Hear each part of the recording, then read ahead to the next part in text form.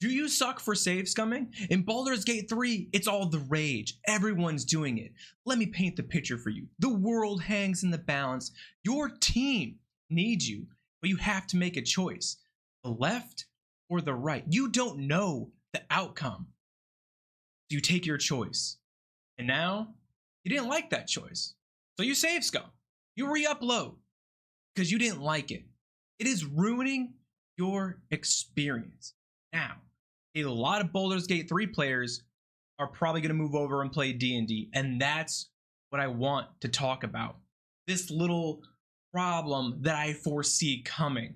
Now, for clarification, I am doing Baldur's Gate 3. I am doing a no save scum thing because that's how the game should be played. You get inspiration that lets you reroll. Come on, live with those consequences. But many of you don't like cause and effect, choosing those actions, the surprise.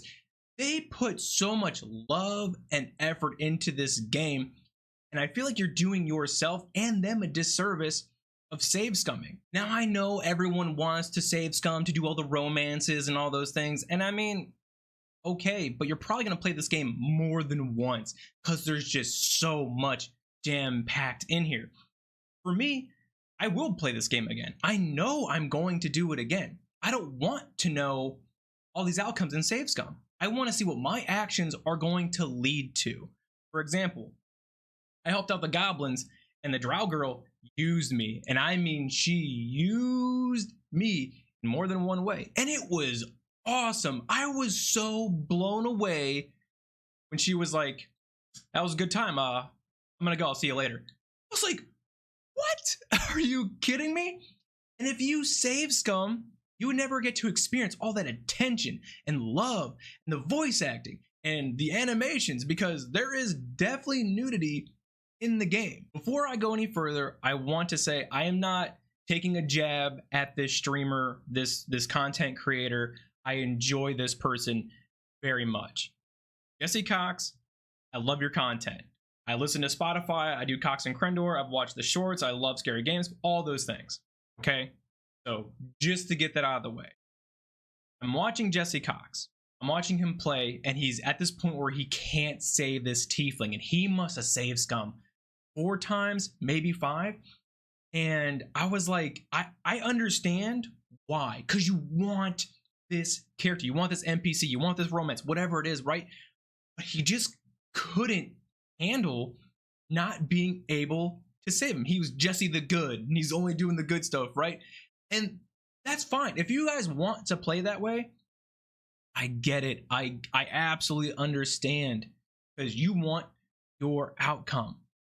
But I do believe he plays D&D. And in D&D, you don't get that power because you are the player. And I, as the DM, I am the narrator. I don't let you do those kinds of things because in D&D, you can't save scum. And this is the shift from Baldur's Gate to D&D. Now, when players are going to move from Baldur's Gate 3 to D&D 5e, they already have expectations, especially most of the people who have never played D&D 5e or Pathfinder or whatever else it is. They think, well, everything works like this, so I know what I'm doing, right? And they're just going to jump in these games. And they're going to be shocked, I tell you, when they learn that spell does not work that way, or that DM doesn't interpret those rules that way. And that's where we have this conflict, clash of minds, expectations from people coming from Baldur's Gate, moving to 5e. You have inspiration in Baldur's Gate. That's your save scum. You get that in D&D. That is the only time you get to re-roll whatever it is. Your table might be different. For me, inspiration lets you re-roll anything but damage. And that's your chance. People get angry. People get mad. Characters get slain in D&D. People who've played characters for 10 years. There'll just be an outcome until a devour happens. They get turned to stone. They fall into lava. Other player accidentally kills them. A lot of things happen. And that's where D&D thrives, because you get to experience this And there's no coming back. Me as the DM, I'm narrating your playthrough. You're going through, you find a trap, you don't do it, boom, blows up in your face. Maybe it kills you. You don't have Revivify because you're too low level. Now your character's gone. You're slain. Rip up that character sheet, delete file, whatever it is.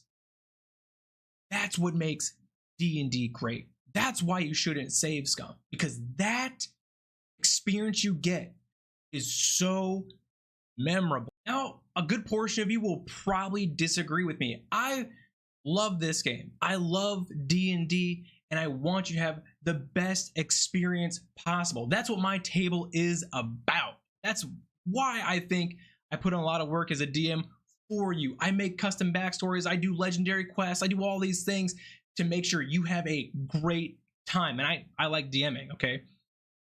But in Baldur's Gate, if you take those expectations and you've never played D&D, come over and you bring that to the table, you're going to get a slap in the face, to be honest with you. What's about to happen is we're about to get hit with the Matt Mercer effect, where everyone's like, well, this game is this way, and I expect D&D to be this way.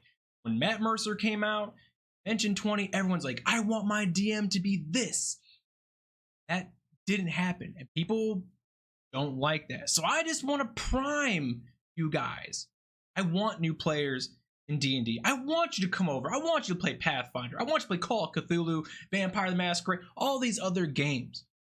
I want you at my table. I want us to have a great time. I want to narrate your story. I want to tell your adventure. And Jesse, if you're out there, I want a DM for you, you and your table. Just one shot, just so you can experience the grit that my table has. But for all of you, I just want you to have a great time. I want you to experience this game to the maximum potential.